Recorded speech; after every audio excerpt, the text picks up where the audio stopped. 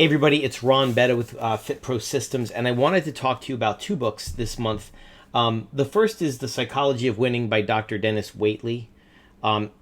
Great book. He talks about all sorts of things in here, relating, I think, interestingly enough, to the psychology related to our bodies. So, he talks about the astronauts in particular, where the astronauts that were getting ready to go off to the moon, they would practice using the simulators so much that when they did studies on them later, and they just had them close their eyes, lie flat on a table, and visualize moving their hands and touching all the right buttons in the right order to go through these simulations, that they were their muscles fired in the same sequence that they did when they were in the simulator.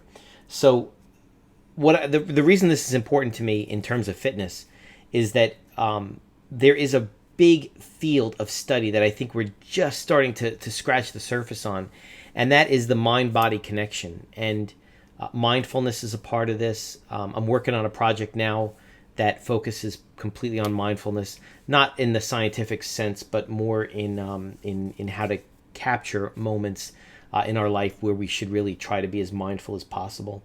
But I'm also reading a book called Flow. Now, I can't pronounce the name of the person who wrote this book. It's a very interesting name, but it is The Psychology of Optimal Experience. And this one, along with another book called Deep Work. These books, the reason I'm reading them right now is because in terms of exercise and getting your clients involved, there is a lot of connectivity between the mind and the body. And unfortunately, we try to separate this out. You go to a doctor if you have a physical problem. You go to a psychologist if you have an emotional problem, right? And the reality is, at least that's what's here in the US. That's what I see in the United States. When I look at the rest of the world, when I look at the medicine that's practiced in other parts of the world, what I find is that many other cultures don't separate things like this. It's a combined effort of mind and body. So with Deep Work, the author goes into how to really dive into something and do deep work, which I know is repetitive. But when he sits down, when somebody sits down to work, if they can get into a flow, into this situation where they're not aware of time passing, they're just kind of involved in it. And I find that sometimes this happens when I'm on my computer. And I've mentioned this in a few other areas. I'm going to show you. I have a thing called repeat timer on my phone, and what it does is it's just an interval timer, and it allows me to do, in this case, box breathing. I set it up for box breathing, where it's 5 seconds on, then 5-second hold, then 5 seconds off, then 5-second hold, and this repeats. So in the case of box breathing in particular, again, trying to be mindful, box breathing is something that helps me stay centered. So I'll breathe in for a count of 5, hold for a count of 5, breathe out for a count of 5, and then hold for a count of 5. Now, why is that important to this particular educational update? It's because, again, that mind-body connection that you're trying to build for your clients is very important. And if you're not paying attention to that, they're not going to get as much out of the exercise routine. For example, there's another book here called Sculpting Her Body Perfect. This was a CEU book that I got a while ago, and Brad Schoenfeld talks about how in this instance, what he's talking about is that if you are excited, if you're intense, and you're doing the exercise properly, and you're thinking about the muscle that's supposed to be working, you're going to get a greater benefit than if you're just going through the motions.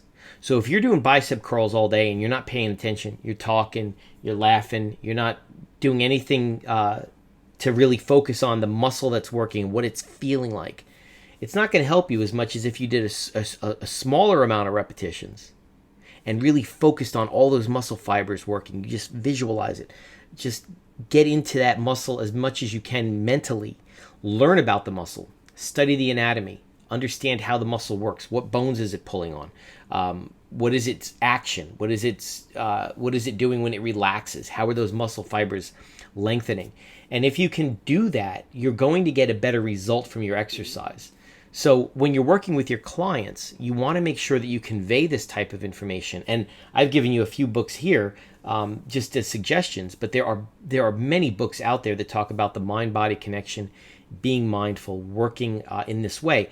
And so for this particular educational update, I just wanted to share this with you because I think it's important, and I think it's something that a lot of trainers don't focus on. We do understand the anatomy and the physiology, but that mind-body bridge is really important. So with that in mind, I hope you'll stay tuned. Follow me on YouTube because I've got some special announcements coming really soon, and hopefully this information will be good for you. I'm going to go ahead and send out an educational announcement to all of my students today, just listing some of these books and talking a little bit about that. And hopefully you'll see that special announcement as well, because I want to make sure that I help as many of you as I possibly can out.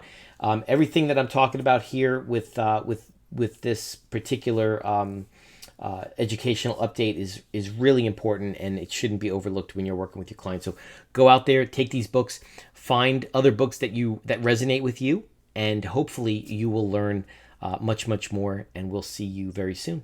Talk to you later.